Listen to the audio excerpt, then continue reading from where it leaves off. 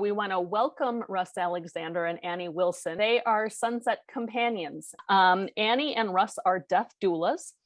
They offer education and seek to foster conversations about death and dying among loved ones. Sunset Companions focuses on end-of-life education and personal service at the end of life. Their services are available on a sliding fee scale.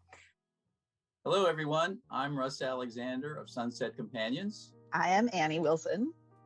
And we're very grateful for this chance to talk to you about our passion. We are passionate about changing the death phobia in our culture. Now, right up front, we want you to know that in spite of our title, this talk is not a conversation about death. It's about living your days to the fullest at the end of your life. So here's what we plan to cover today. First, we're going to give you our biographies, why we are passionate about being at the bedside of dying people. Then we wanted to disarm death. How? By making a map for your end of life. And once you've made your map, by having a conversation with your loved ones about the map. We want to show you that talking about death won't kill you. Instead, it could lead to one of the most important and satisfying loving series of conversations with your loved ones. We will give you some tools for having the conversations. And third, we want to educate you about what we do as death doulas. Now, let me say a word about that word because it's not necessarily commonly used. You may have heard of birth doulas. They are non-clinical folks who are present at the birth of children, and they assist with that life event when a new human comes into the world. So death doula work is a relatively new concept. We are non-clinical folks also, and we serve at the other end of life, when a human leaves this world or whatever comes next. So we know that death is as inevitable as taxes. And while you can hire someone to do your taxes for you, you can't hire anybody to die for you. But you don't have to die alone, and you don't have to prepare for your death alone. You can do it with the support of loved ones, of your greater community, of your medical and hospice team, and if needed, doulas. This is a picture of my mom, Barbara Alexander. I do this death doula work in her honor. She died in 2012. She spent her last 5 days on a hospice service. I found her death in that place to be a profound and momentous experience. What I learned was that I was in a holy place.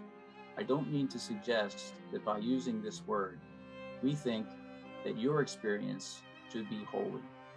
As doulas, we honor all religious and spiritual affiliations, including folks with no religious or spiritual affiliations. We're not seeking to convert anyone to how we think about God or religion or spirituality. Having said that, I think the end-of-life experience can be holy, even for someone with no relationship with God or a higher power.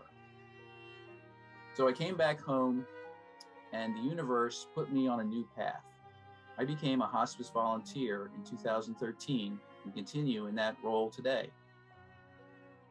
However, I began to question my experience, whether I had 6 years of experience or 1 year of experience repeated 6 times. There's a big difference between the two in building my skillfulness at the bedside. So I looked for a training opportunity so I could explore doing things differently at the bedside. And in 2019, the universe answered my wish. It sent me training that was exactly what I needed. I took chaplaincy training at the Hospital of the University of Pennsylvania, another profound experience. And then the universe sent me another message. That message was that by the time I encountered a person in an ICU bed at HUP or being admitted to our hospice service, it was too late. Too late to have an opportunity to empower the dying person and their loved ones to cope with the end-of-life experience and with death. So Annie and I started Sunset Companions. In 2020, I took death doula training through INELDA, which is the International End-of-Life Doula Association. And today I stand before you because this work is food for my soul. It's my calling. I want to share what I have discovered about death and dying. Annie, how about sharing your story? Sure. So I do this work in honor of my sister, Tori Malaysia. This is a picture of her catching a home run ball in the baseball stadium of her hometown of Pittsburgh. She loved baseball ever since she was a kid, although I will admit she was much more of a Boston Red Sox fan than she was a Pittsburgh Pirates fan. Tragically, my sister overdosed on heroin in 2016. And her dying process was really protracted, actually. So she overdosed on July 31st, but was found and taken to a hospital with enough time to be put on life support.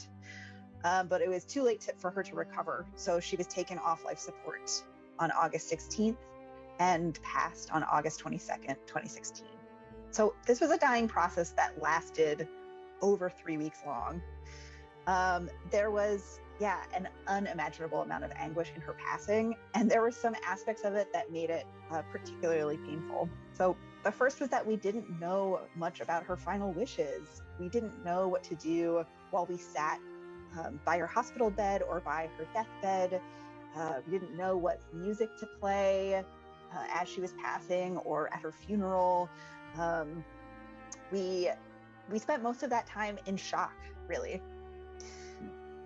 And then there's another aspect of it that really struck me that I want to share, which is that the first 2 weeks she was in a hospital, and then the last week after she was taken off life support, the hospital suggested we move her to hospice, which we resisted at first. But wow, when we got there, what a difference it made. The hospital room was in an ICU, so it was busy all the time. There was machines beeping and nurses and doctors running around. The room had no windows, and there was only enough room in that room for 1 or 2 visitors at a time. On the other hand, when we moved her to hospice, she was in a huge room that could fit 8 to 10 visitors at a time. There was one entire wall that was a window that looked out over a garden. And this is really, which I will never forget as long as I live, there was volunteers who made home-cooked meals and brought them to the kitchen that was just down the hall from her hospice room. So we got to eat real food as opposed to like the vending machine snacks in the hospital. So her death was shocking and tragic, but it was also in its own way profoundly sacred. And I feel really, really grateful that I was able to sit with her for those 6 days in hospice.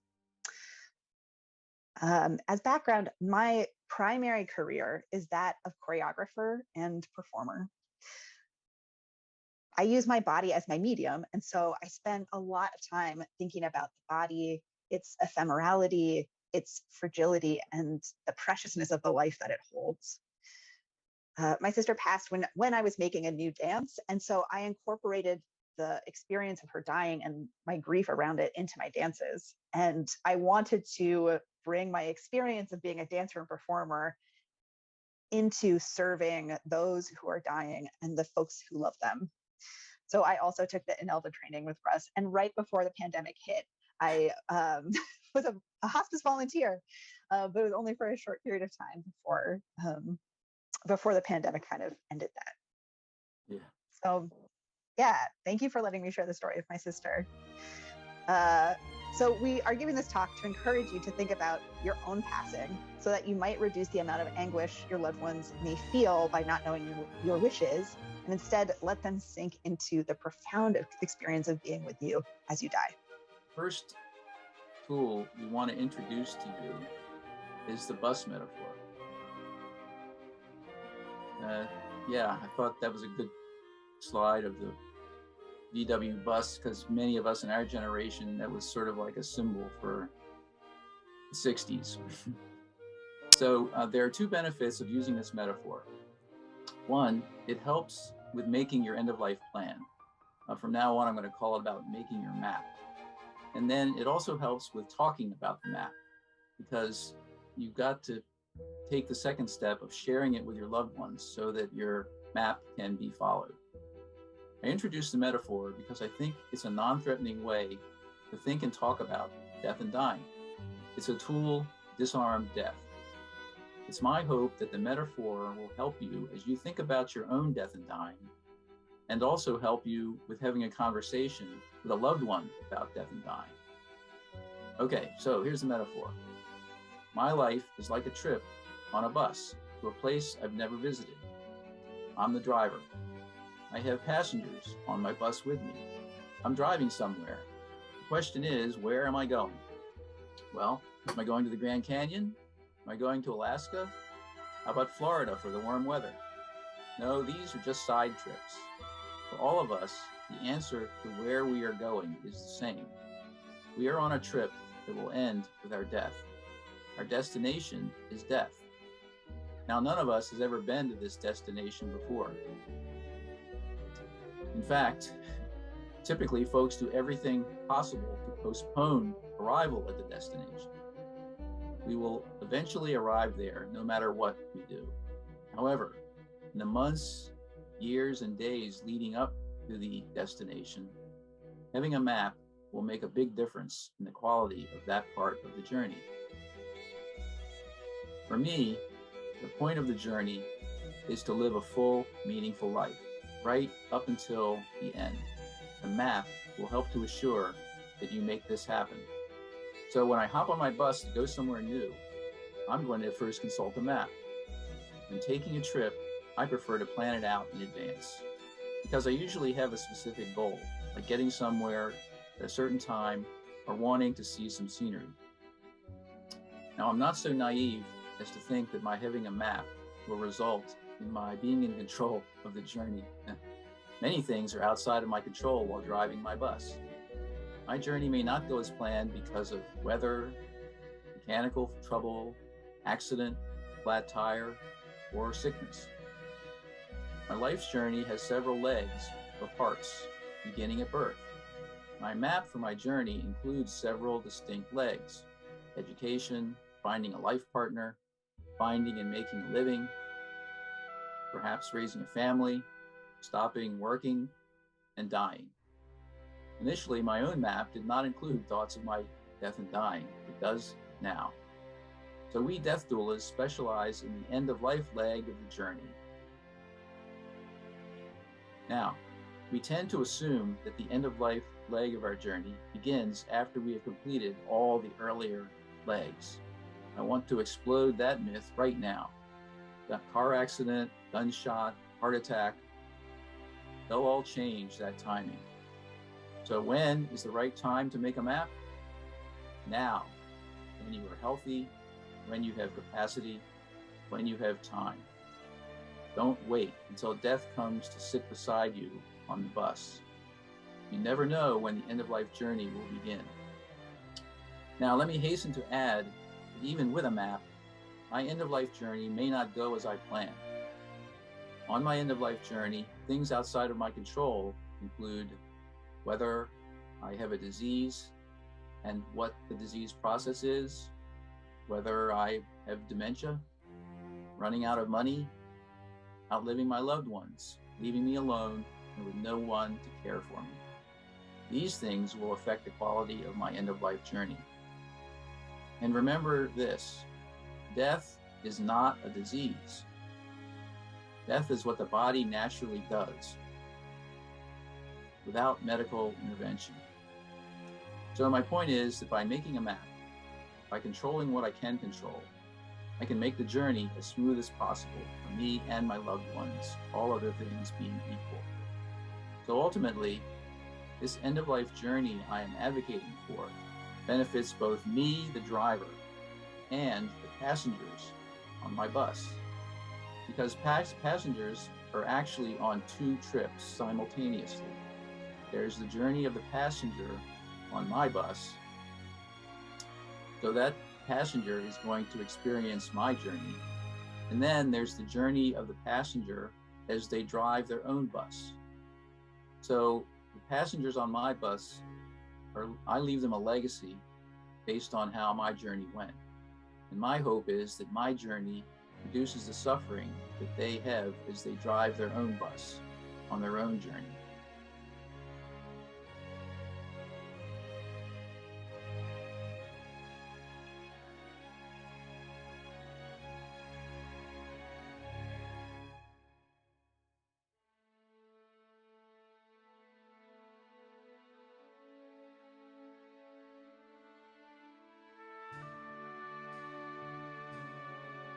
So this is such an incredible list, and an end of life map can include all of these things and more. You know, thinking about what might be in the map is one thing, and actually making the map is a whole other thing. And it involves spending time with yourself and answering some of these questions for yourself. And it also involves having conversations with your loved ones about your final wishes. So that can be part of the map making process, is talking with your loved ones. And it can also be what you communicate to them after you've decided everything. So we would love to talk about the conversation project now. It's a project that is dedicated towards fostering conversations amongst loved ones about dying and end of life final wishes. So we think that this short video, can communicate what we're trying to get across really, really well.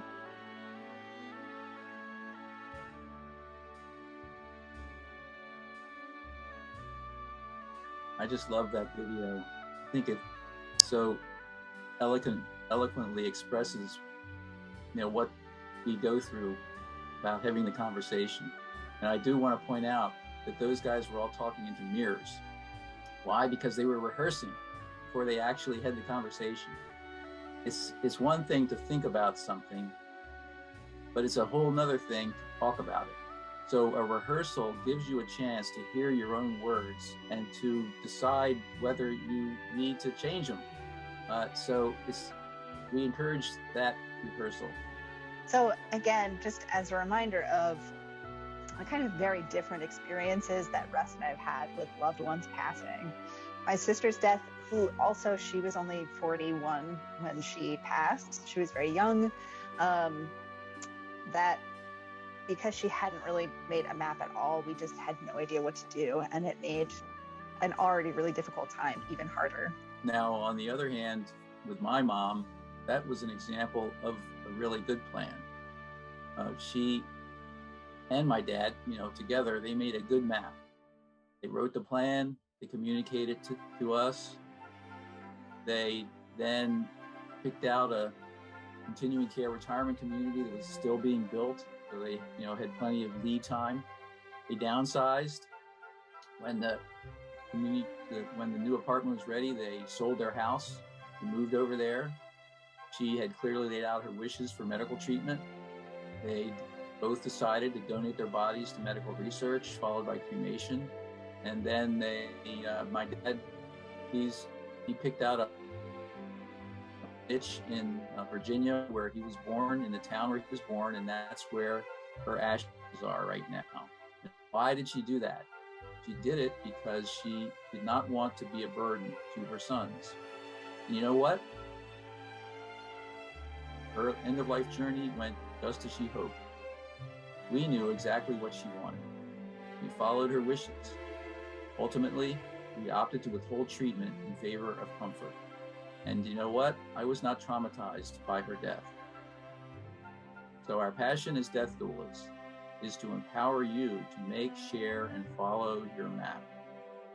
So death doulas, as Russ mentioned, are non-clinical folks who support all phases of the dying process.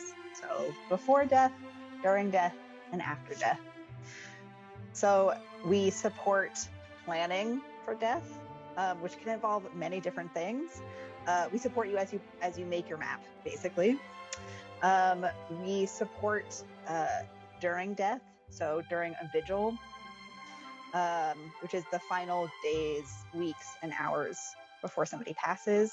And then we also support after death, which is helping So your loved ones who survive you put your death into perspective and also connect them with grief resources. The first part, the planning part, the map making part, supports the other two phases for you and your loved ones during vigil, and for your loved ones as they process your death.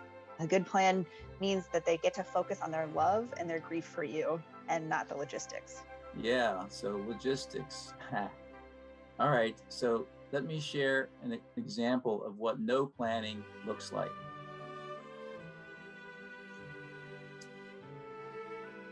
Now, I know from my own experience about this. My dad is 93 years old, and he has one of these storage lockers. So, fortunately, it's not filled to the ceiling with stuff.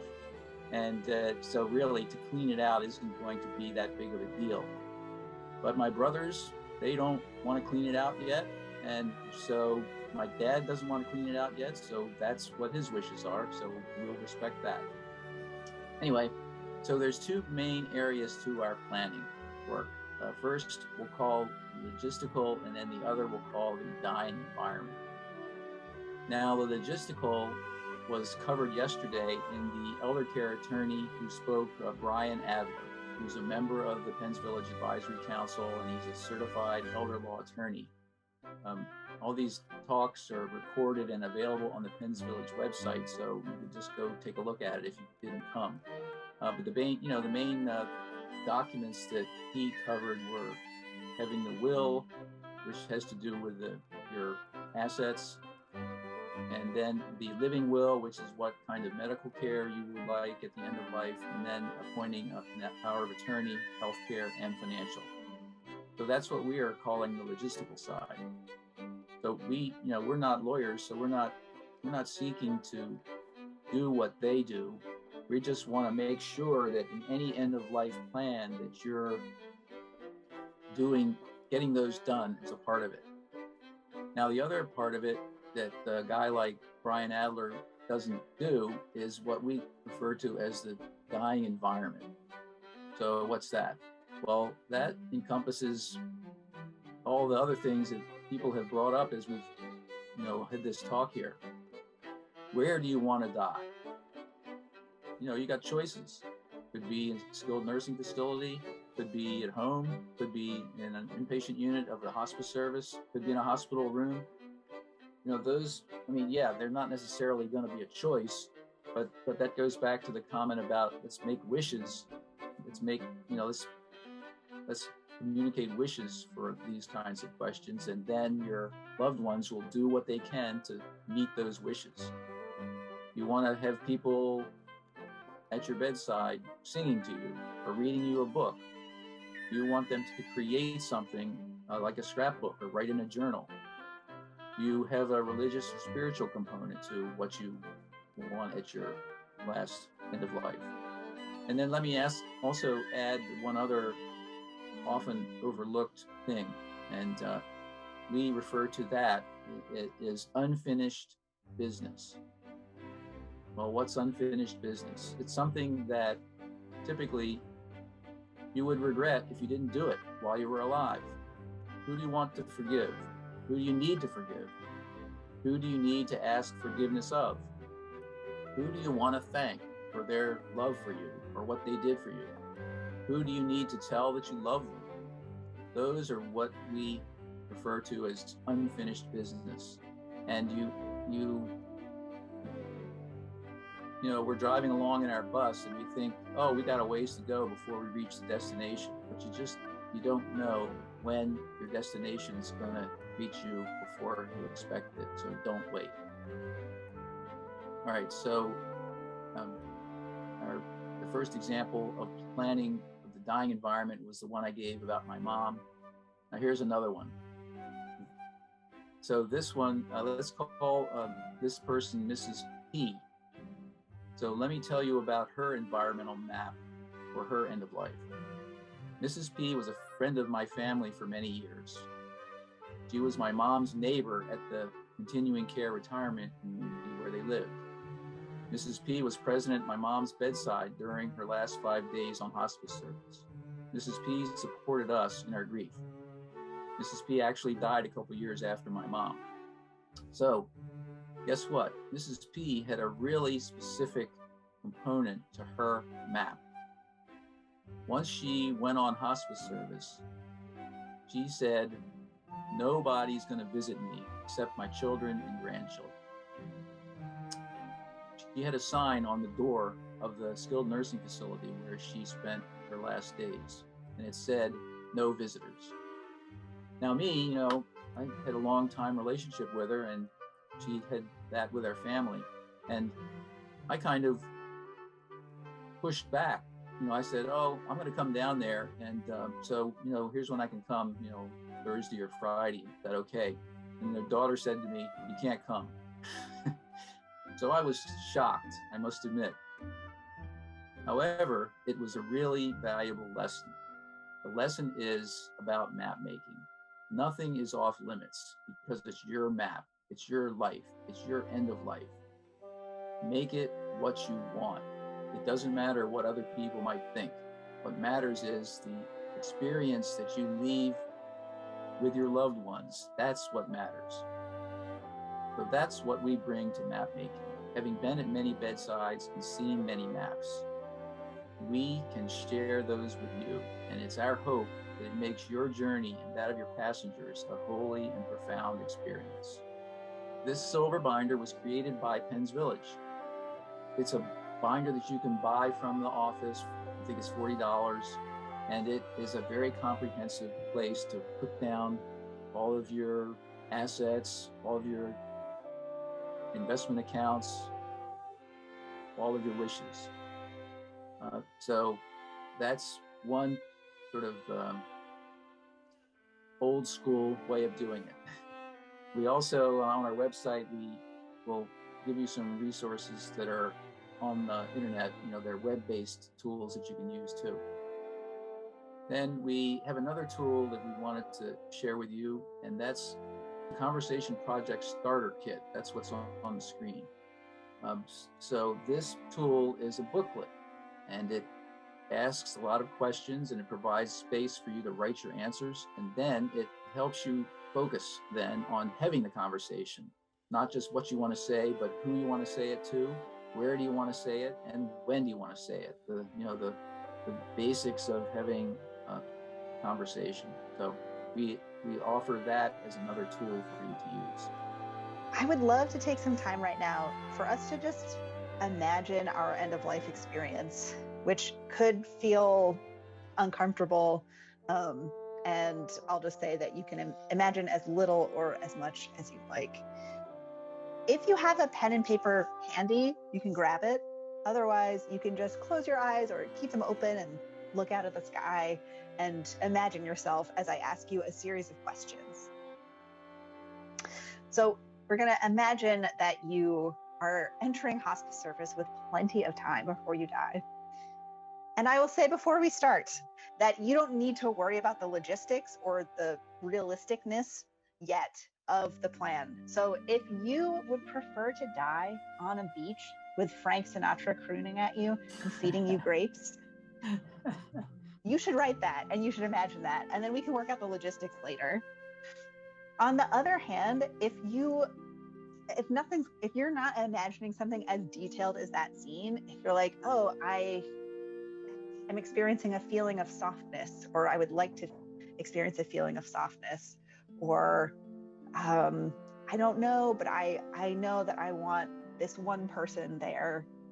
Any tiny detail is good, right? So we can go in either direction with like big flashed out, fantastic imagination, or we can go really tiny with like one or two details. And even if you can't access any of it, that's also totally fine. Just sitting with the questions is enough. So yeah. So take a deep breath. And if you want, you can grab your pen, or you can close your eyes or keep them open. And just imagine that you are at the end of your life. In this moment, at the end of your life, where are you? Where is your location? What is your final location? the end of life.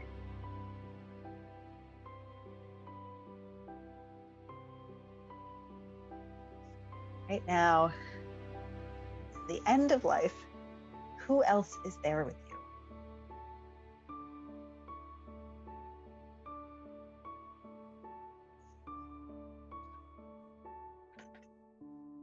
In this moment, the end of your life, what other objects are there? Is there a particular object that has meaning for you?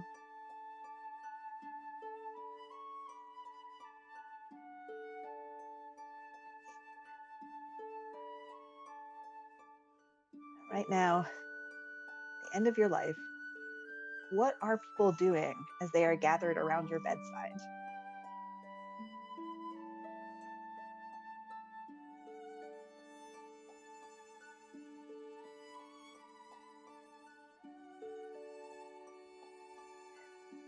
At the end of your life, in this moment, is there any music or poetry or movies or sports that you want played or said or recited? Are there any particular stories that you want to be told?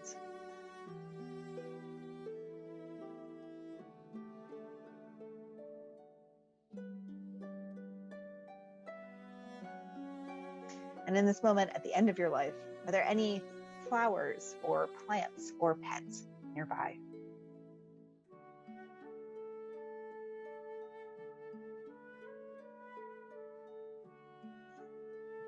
Take a few more moments to imagine whatever you can of this.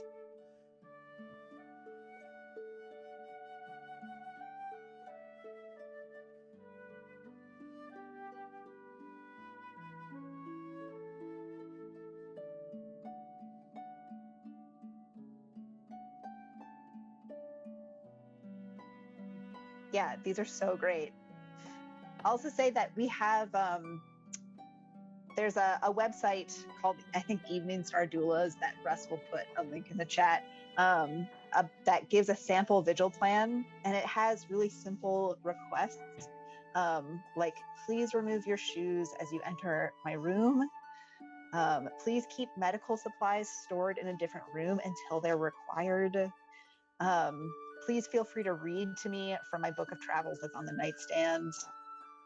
Feel free to hold my hand. Feel free to let the dog into the room, and feel free to play the CDs that are placed by the CD player. And please feel free to say whatever comes straight from your heart.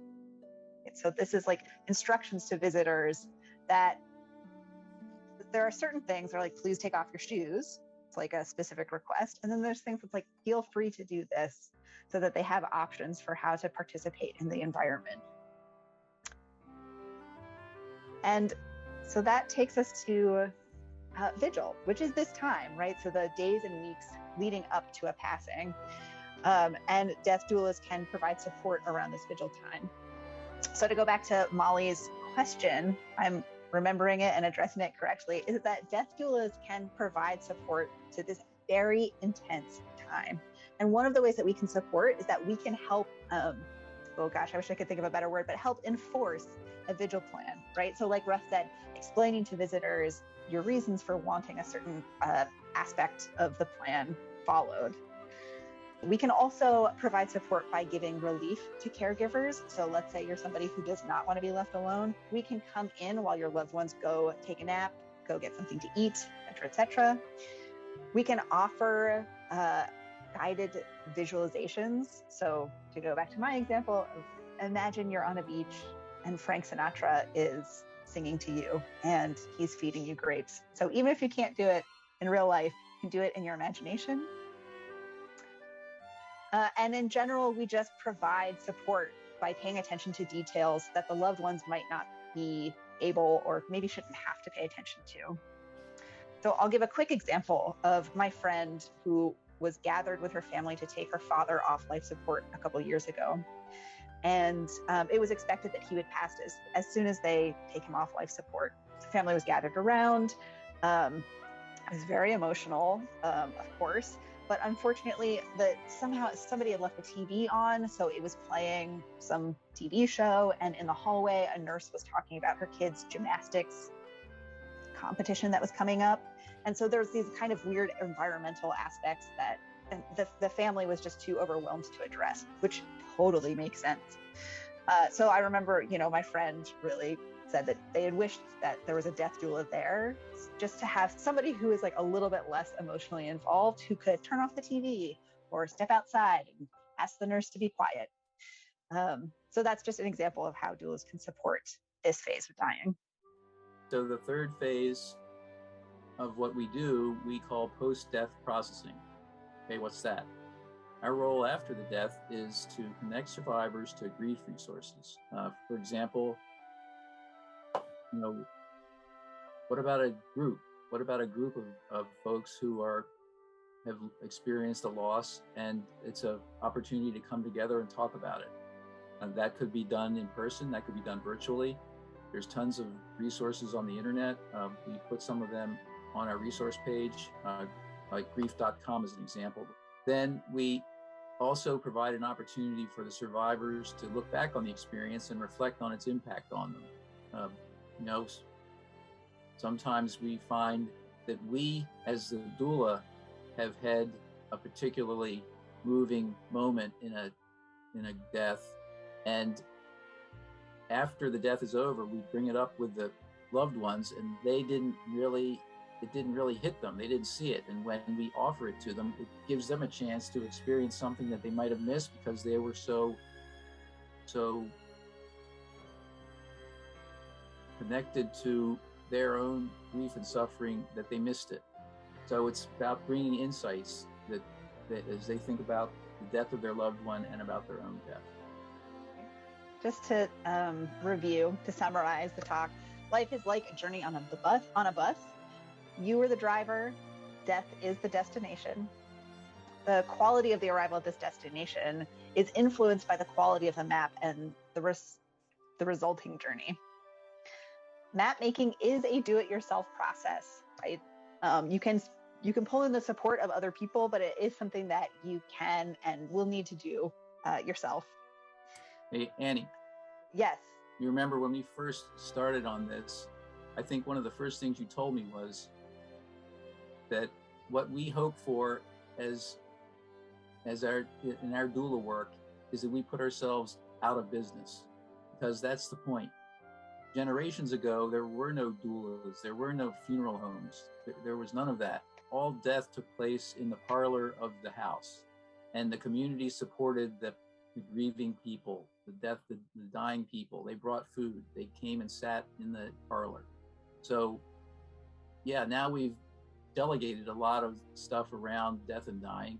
And so even though, yes, here we are offering what we do, we hope that we put ourselves out of business by changing the mentality around death and dying from fear to wanting to be involved, to seeing to having a new model for how to do it. Yeah, absolutely. Exactly. It'd be great to put ourselves out of business. Yeah, so that is like having support for the map making, drawing in your community for support can do wonders to make the dying process momentous, and maybe a little bit, map making is not going to make dying any less sad or any less tragic or any less emotionally difficult, but it might make it a little bit less stressful. We hope that you have found that the tools that we have provided you, resources or links to, that are useful. And remember, the Penn's Village binder is a really good tool to use, and it will support Penn's Village at the same time. So it's sort of like a win-win situation. And yes, thank you very much for allowing us to share our passion with you. And we feel like every time we have this, we are making a dent in death phobia that exists in our culture, and so that brings us a lot of joy.